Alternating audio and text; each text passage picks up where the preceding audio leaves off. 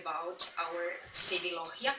We have about 47,000 inhabitants in Lohja area, and this is typical small city in Finland.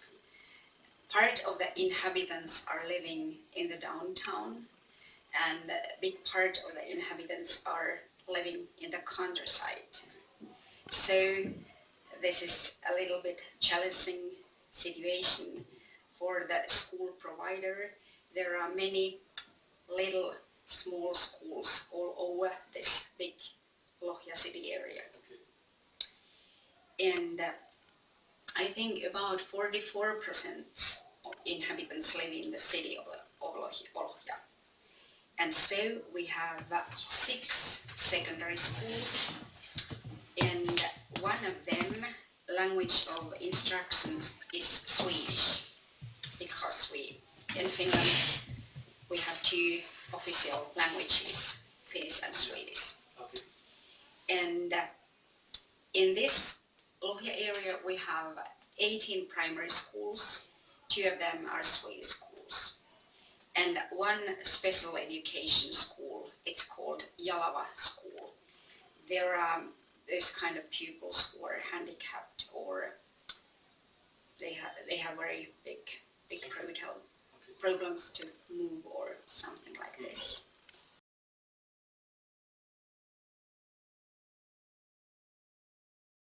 And Finnish education path, we have kindergarten for under 6 years old children, and then primary school starts when the children are 7 years old, and between this there is preschool. It lasts 1 year, and usually those preschools are close to primary school. For example, our preschool is close to us. It's a separate building, but connecting perhaps pupils and childs. They are outside in the same area. They have breaks there. And then Anttila School is one of our secondary schools, and the pupils are about 13 and 15 years old there. And then you are visiting our general upper secondary school, and after this the students do their matriculation examination. This basic education lasts about 9 years. So after this secondary school, the students can choose if they continue their studies in the general upper secondary school, or they choose their vocational studies. And after general upper secondary school, the students can continue their studies in the university. I have just 2 questions regarding kindergarten. So do kindergarten keep children from 0 to 6 years? Sometimes. Okay. But it's parents' choice. Okay. Usually the kids are about 10 months, and sometimes some parents they like to teach their children at home, but it's very rare. Okay. And I think in Finland too, it's most common that children comes to the kindergarten when they are about 3 years old. It's the most common situation. And then the most common also that they start at 7 and not at 6, right? They start the preschool in 6 years, and then primary school at 7. At 7, okay. Yeah. Nowadays preschool is sometimes it's in the kindergarten, and sometimes it's connecting to primary schools. Okay. But it's part of the comprehensive school. Yeah.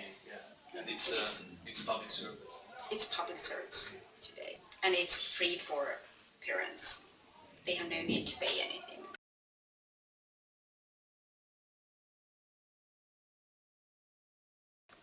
You know that we have our national core curriculum, And in addition to this, we have also our municipality-specific curriculum at the Lohja city, and every education provider take care of that.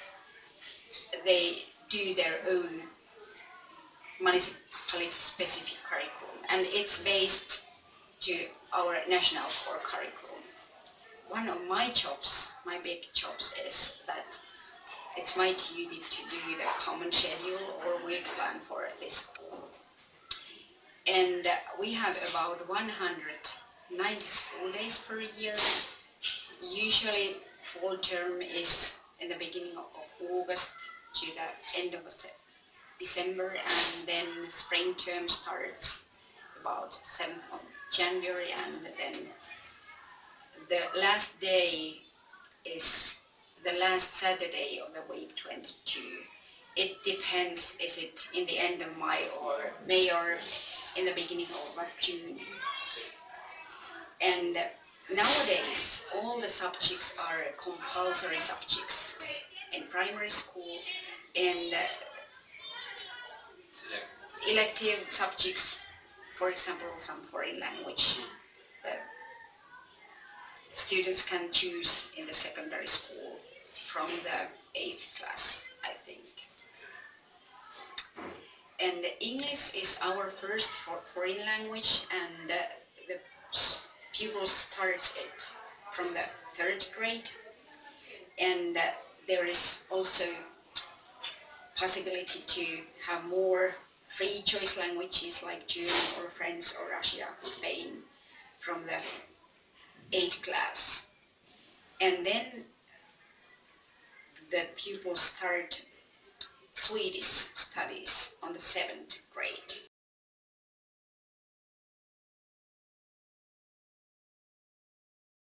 And nowadays I think our special needs teacher tells you more from the integration or inclusion system. But nowadays the situation is that pupils, if they have difficulties with their studies, especially in math or mother language or any other subjects, or if they have difficulties in concentration or in behaving, they can get more support. In the basic level, usually the situation is that class teacher can give that kind of basic level support. It can be remedial teaching or that kind of arrangements at the classroom. And if the pupils need more extra support, it's cooperation with the class teacher and the special need teacher. And then in the special level, I think the biggest responsibility about this kind of support is in the special needs teacher. Okay. They only go for some lessons It's to the temporary. special, sometimes. And then they come back to the normal. Normal, and they have their friends and their social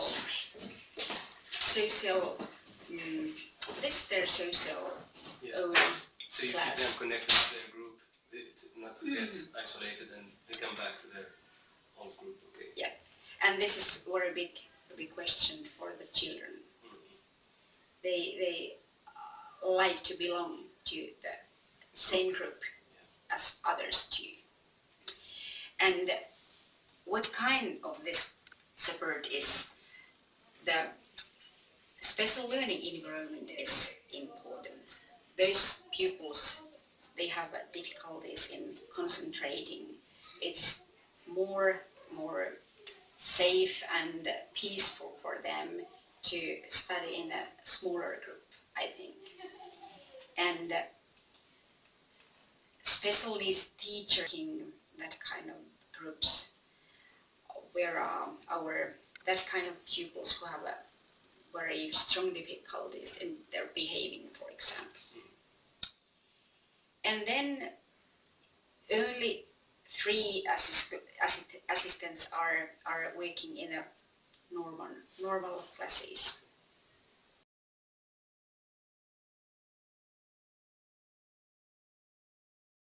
In Finland, our mission is that in the daycare age, we want to give them possibilities to grow up and learn in the same level. I give you an example. Also for those families, poor families, the parents have no work, but they have right to get their children to the school or daycare. For example, those kind of immigrant families or refugee families. I think if those children can come to the daycare system, they learn Finnish, they learn skills which are needed in the further education, so they have the same kind of skills, they are in the same level than the Finnish children, immigrant children and Finnish children in the same level.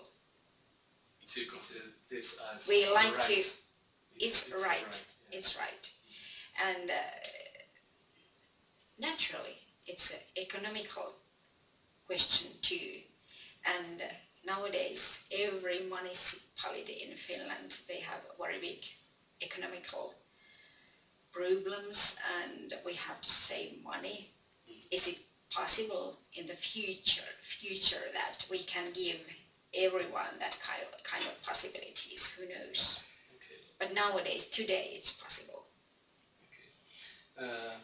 This leads me to the question about public school. So Finland gave almost the unique model of successful and efficient public school. You have 100% of public school. This is, I think, among all the countries that are in the top ranking of PISA, Finland is the unique country that provides full public service. Are you confident about the future of public schools? It's very big problem, but I think that our public schools, they have their good future, because our education system is based on the public schools. We have very few private schools in Finland. And if you would like to foundate that kind of private school, you need a special license from the government. It's hard to get it. It's hard to get it. And our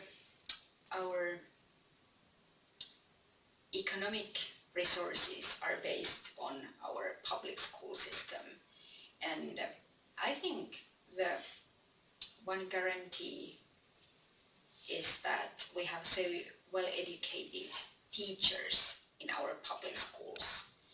And we can solve, I hope that we can solve our problems too, despite of this very bad economical situation. Do you think that the economy future depends on the school? So do you think that the Finnish school is the key to the economic success? It is. Yeah. Finland is a little country. We need our higher education.